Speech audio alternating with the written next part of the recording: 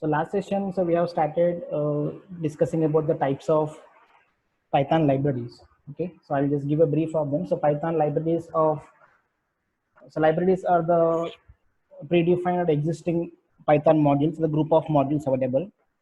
And already we have seen different types of Python modules: Python standard libraries, NumPy, SciPy, and TinyLab. So like that, we have seen many different types of Python libraries. And today we specially discuss about two major Python libraries, so which we may be using. So number one, the math library, another one is a random library. So math and random both comes under Python standard library. So I'll just list out the usage of all the functions that are involved under the math library first. Then once the math library is done, so we'll go to the random library. Okay. So as I mentioned, whenever you wanted to use this Python libraries, you just need to import those libraries into your program in first. For importing, you should be using a keyword import keyword into your program. Then which library you wanted to import. Suppose if I wanted to import math, I should be using math keyword there. So when you click on that, so that means the import of math is done. Then after that, you can start working with the what are the functions are there under the math function, the math library. You can use those functions and carry out your mathematical operations. Any certain mathematical operations can be carried out with the help of this math library. And here is a list of functions. Maybe you cannot see, just I'll read it. The picture was not clarity. So the functions are like, first function is a ceil function. So ceil function returns the smallest integer not less than that number. So we have function like ceil, and then function like square root, and another function, third function is exponent.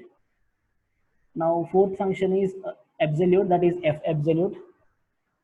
Fifth one is a floor, then logarithm, that means log with base 2. Then other one is a log with base 10. Other one is a base power function. Okay, so these are the list of Python mathematical functions we're having. Similarly, we have few more like sine, so which is your trigonometric function, cos, and then tan, degrees, and radians. So these are the very few Python functions available under the math library, so which may be frequently used. Yesterday I have shown you how many functions are involved under that. Just if you wanted to know about any particular function, what you can do, you can use the function called as help. Suppose I wanted to know about what does a square root will do. I can use this function, so math dot square root with the function help, sqrt. Exact. Okay, it requires an argument. So I'm putting is help of math dot sqrt of some value 5, suppose. Okay, it is going to give you the brief about that particular function. Actually, don't need all of them, but you just whenever you wanted to find out, so what is the code defined under this, you can see the complete module of math module. You can see what are the statements defined under this. So Python always provides you this whenever you wanted to know about any particular module, or if you wanted to get any additional information from that module. So you can simply click on with the help of a function called as help function. So you can write down which library you need, so you can find out. Suppose if I wanted to know about random function, I should be using a import of random, because first you need to import that library. Without importing, you cannot use it. And I wanted to know what is this random. Then I simply use a function help when I type random. So it just gives you, there are like 772 lines of statements are available. If you wanted to find out what is exactly of that, so you can simply click on that, you can see there. Okay. So what I'll be doing now, so I'll just giving the examples of few functions.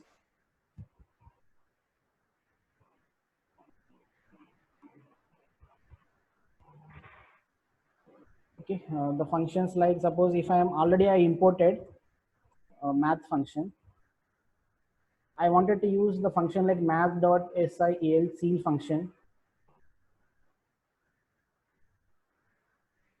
Ceil of, suppose if I'm writing 1.3. So we'll find out what is the result this will give you. So you can see the result of this seal of 1.3, it is given as 2. I'll give one more example. You will get an idea of what exactly this seal function will do. I'm writing something like maybe you take 2.8. Now the value is given as 3. I'll write one more example, math of seal of minus 2.5. Can you guess what is the result it can give you now? Seal of minus 2.5, it will give you minus 2. So it will always, seal function always seal the given fractional value into its nearest integer. That means largest number. So 1.3 means the nearest number will be 2, the bigger one, not the smaller one. For 2.8, the nearest bigger integer is 3. Minus 2.5, the nearest bigger integer will be minus 2. So you'll be getting the results as this. This is the use of your seal function.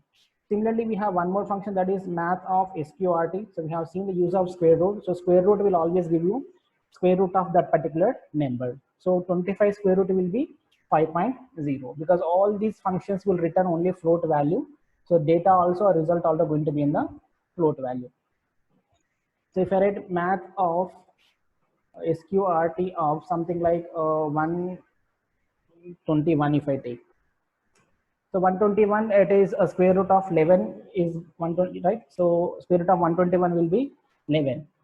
So the square root function always return the square root of that particular given number. And there is one more function, math dot, suppose if I'm having floor, I'm writing 2.5 here. So we'll see what is the number it will give. You can see the number it is written as 2. I'll take one more example, math of floor of something like 2.8 I am writing. So it will also give you the result as 2. So floor and seal both functions works in the same way. They will round off the given number into nearest integer, but floor will round it to the smallest near integer, and seal will round off the number into the largest near integer. So 1.3, the largest near integer, if you use the seal function here, it will be 2. And if you see 2.5 or 2.5, the nearest integer which is small is 2. Okay, if you apply the same function like math dot seal of 2.8, now you can see the result this time it will be 3. Now the difference between seal and floor is very clear. Both are used to round off the number into the nearest integer, where seal function will round it off to the largest number and floor function round it to the smallest near integer. Okay.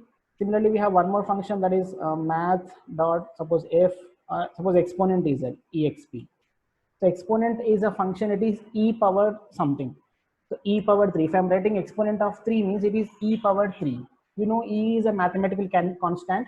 The value of e power 3 is going to be this. And all this actually we don't need, but the way how it is being used. Suppose if any output question is given, so you should be aware of like what is the meaning of this particular thing. Okay, so math dot exponent of 3. Exponent of 3 is nothing but it is e power 3. So if you have studied your basic mathematical, you will understand what is e power 3. So e is a mathematical constant. Suppose if you wanted to know what is the exact value of e, you can simply write down some math dot e. So e constant value is 2.71.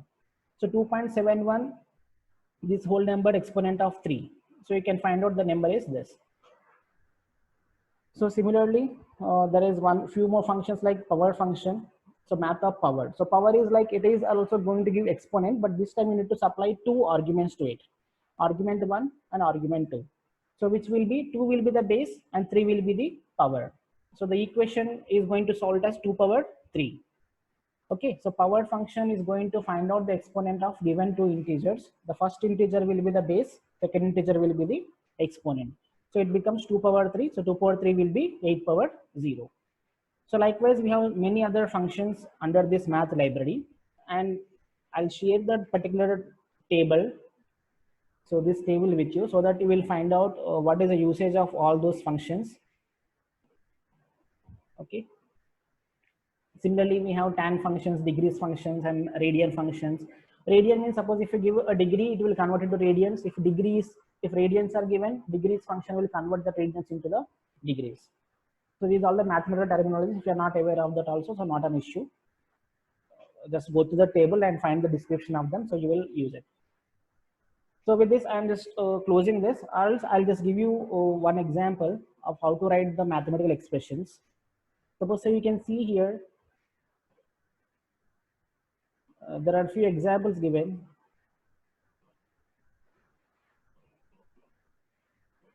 So the equations are given like this, and they have given the expressions math dot power of a by b comma 3.5. So a value is 3, b value is 4. Now a by b is a 3 by 4. The what is the result of 3 by 4, which will be something 0 point. Then it is exponent of 3.5. And similarly, math of sine p by q plus math of cos a minus c. This is the way how it should be written. Okay. And suppose if this equation is given, already we have written the equation for this is the square root of a square plus b square plus c square. So your equation for this should be is math dot sqrt of a into a plus b into b plus c into c. Similarly, you can see 2 minus y into e power 2y and plus 4y. So this mathematical equation will be 2 minus y into exponent of 2y plus 4y. So I'll write them clearly. So 2 minus y into 2y. Okay. So 2 minus, because we need to have a value of y in the before. Suppose y is equal to, I have taken a value is 5. Then 2 minus y into exponent of 2 into y plus 4y. 4 into y. So operators must be written because this is a general way of writing. On a paper, we'll write like this, but you cannot give the same expression to the Python compiler. It will never understand how to put the operators in between clearly. So this will be the equation for this. And if you execute this, we can find out maybe name exponent is not defined. So it must be a mathematical function. So I should use the math keyword here like this.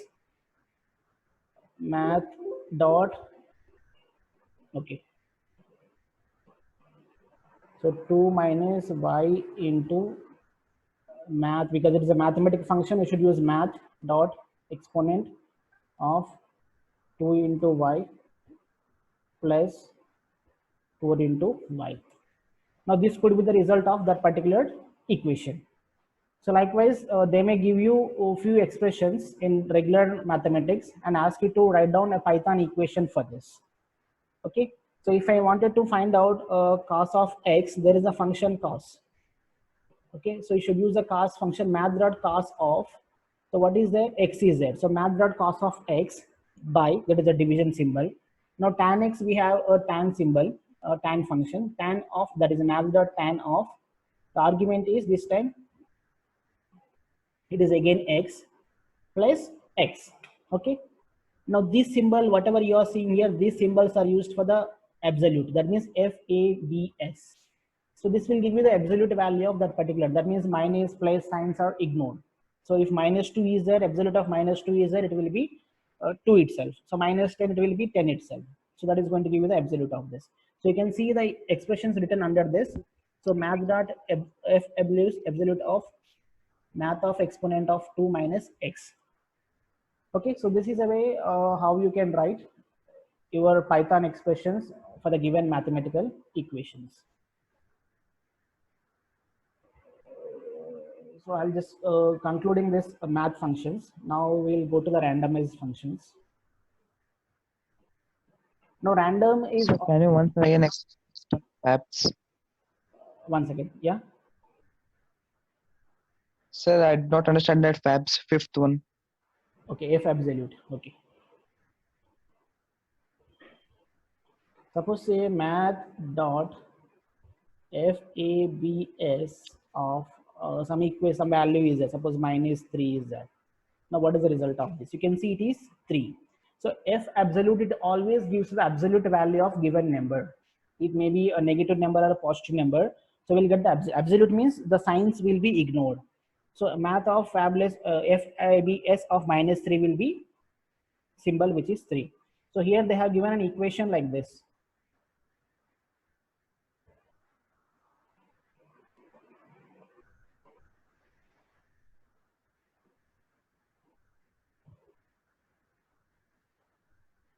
Okay. Okay. Sir. Yeah. Then we'll work with randomized functions. Random. Sir, Yeah. sir, you again teach that match.exp. Which one? Match.exp. Exponent. Okay. So math Exponent. dot Yeah. exp. It is exponent. Exponent means always it is a power of e. So e is a mathematical constant. Suppose if I'm writing e power 3, exponent will take only one argument. That is, you need to give that argument in the equation. So exponent of 3 means it is considered as e power 3. So e power 3 will be given as this result. Similarly, you can write down some math of exponent of something like 5 and given. This is e power 5. The number of exponent of e power 5 will be so 148.41. So you can already, we have already seen the value of e. The value of e constant is 2.718 something like this. So this is the value of e. So when I write exponent of 3 means it is calculating e power 3. When I write exponent of 5 means it is calculating e power 5. Okay.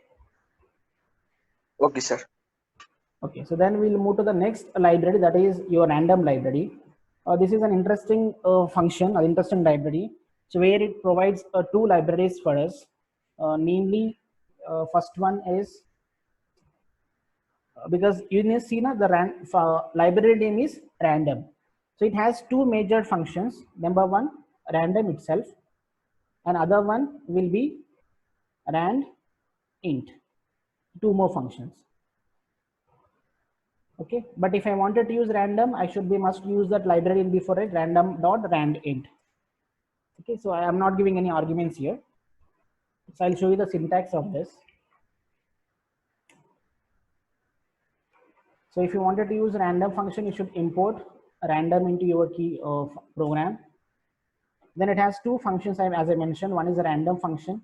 The other one is a randint function. This randint function will take two arguments. Random function does not take any arguments, but randint will take two arguments, compulsory two arguments. Random does not take any arguments. But what is the use of these functions?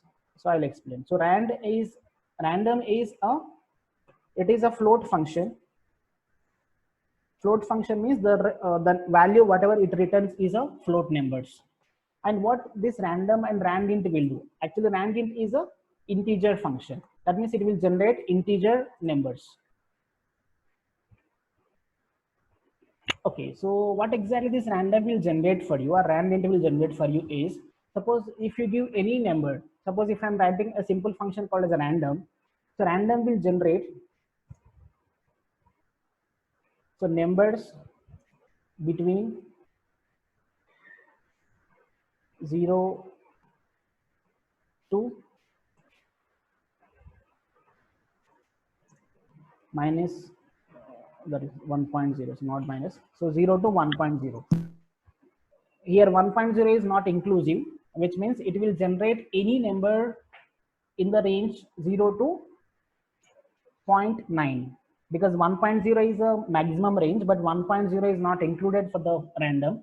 It will generate any number from 0 to 0.9. 0.0 also I can say, but remember all the time whatever the value this random will generate, it is going to be a float number. So what means by generating a random number? So we never know what is the number it is going to generate. It will generate a random number between a given range. Suppose if I write a random of random.random, if I'm using this, you can see it is generating this time, so 0.7278, so which is in the limits of 0 to 1.0. Similarly, you write one more time. Every time it may change, it will give you a different result to you. You can see this time it is generating 0.68. Suppose one more time if you write this random, it is generating one more random number. So this time it is 0.68. Sir, Yeah. sir, random is a keyword or not? Random is a function. The first random is, yeah, this one is a library name, that means Python module No, name. no. After dot. This one is a function, because a function called random is a function. That function is available in the random library. So I am making a call to the random function. Okay, sir. Similarly, randint is also there. So random dot randint. Now what this randint will do, it will take two arguments for you. So you need to enter any two random arguments. Suppose I am entering 2 comma 6. Now what this randint will do, it will generate random numbers, any random number between the given range 2 to 6. In the randint, both the limits are inclusive.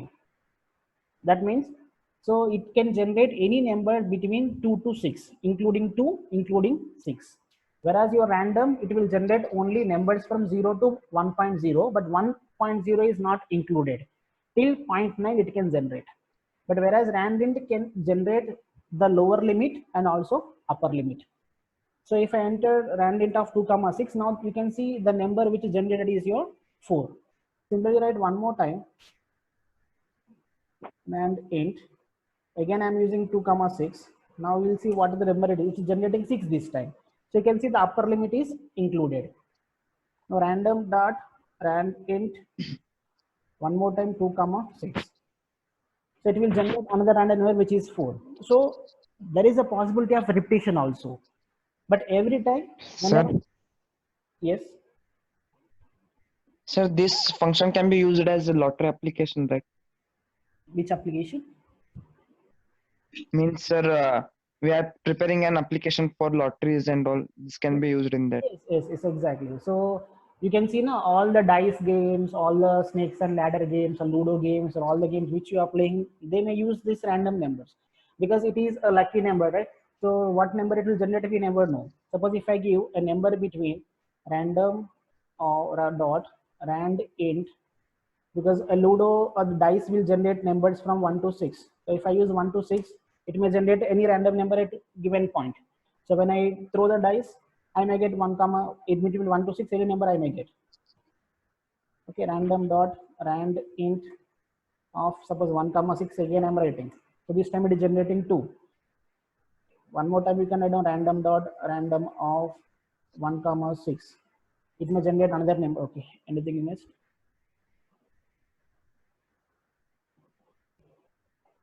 Acha, rand int. Sir, and Yeah. Random does not. Rand int, sir. Yes.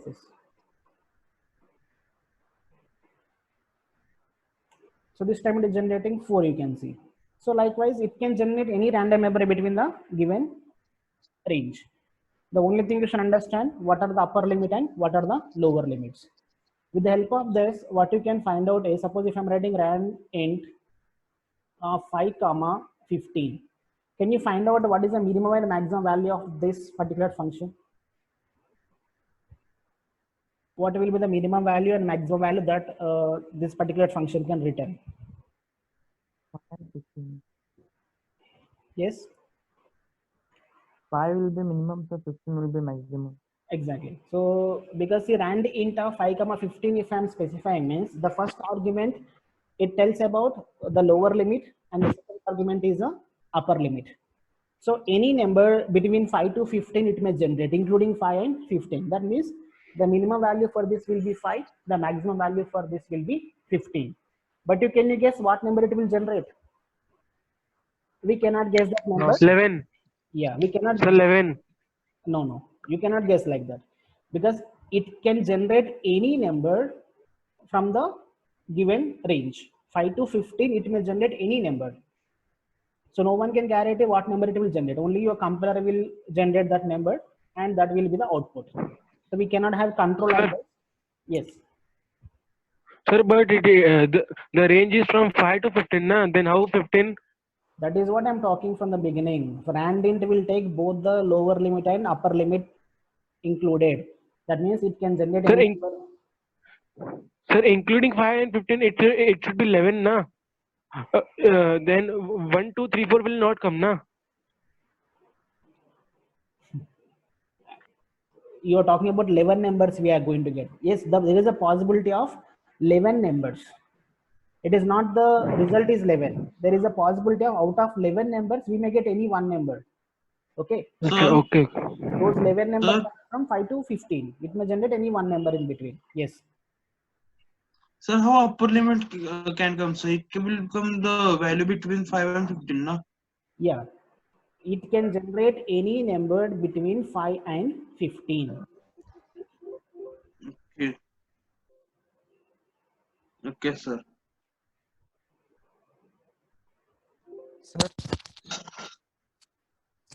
Suppose random dot rand int, if I'm writing 8 comma 20, so that means suppose I'm writing 8 comma 20, which means so this rand int function is capable of generating any number between 8 and 20.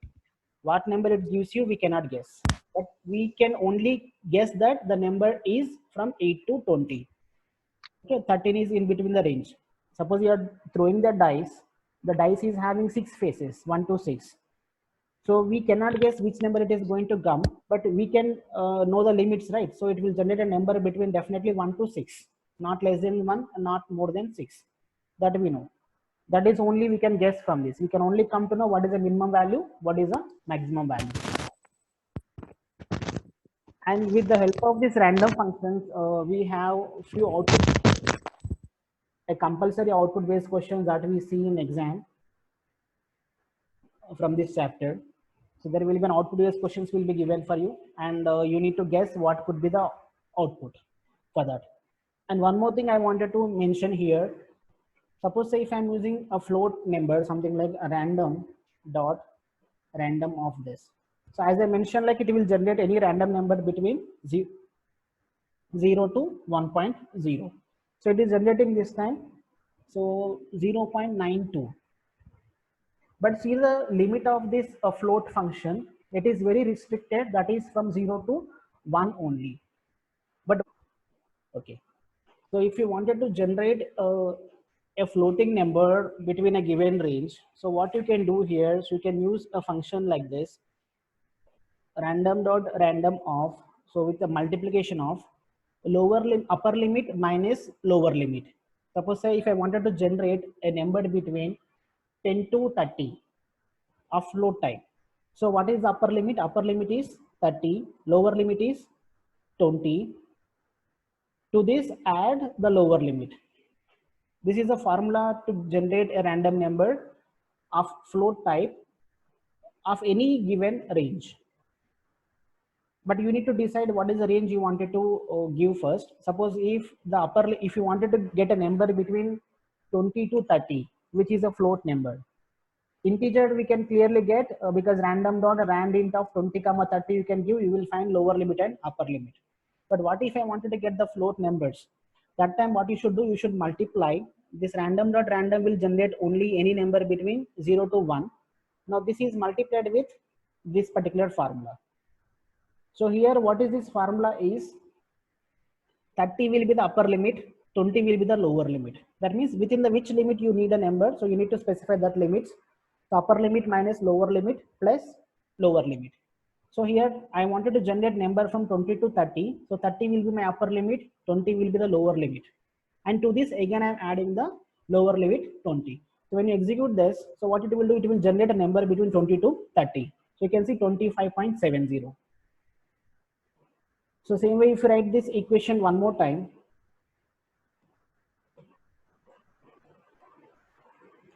so the possibility is that it will generate any number, fine, between the given limits. So this time it is generating 20. So this is how you can generate any given range of random numbers of float type also with the help of this formula. But if you wanted to generate integer numbers, already we have function clearly mentioned rand int, so with the lower limit followed by the upper limit. So it may generate any number between 25 to 100. Remember, these functions are capable of generating only one number at a time. The number of times you keep on executing, the output may change or may not change. Suppose here I got 49. Next time when I execute also, I may also get 49. Or some other number, I may get 58 or 78, whatever the number. We cannot guess what number it can generate, but only we can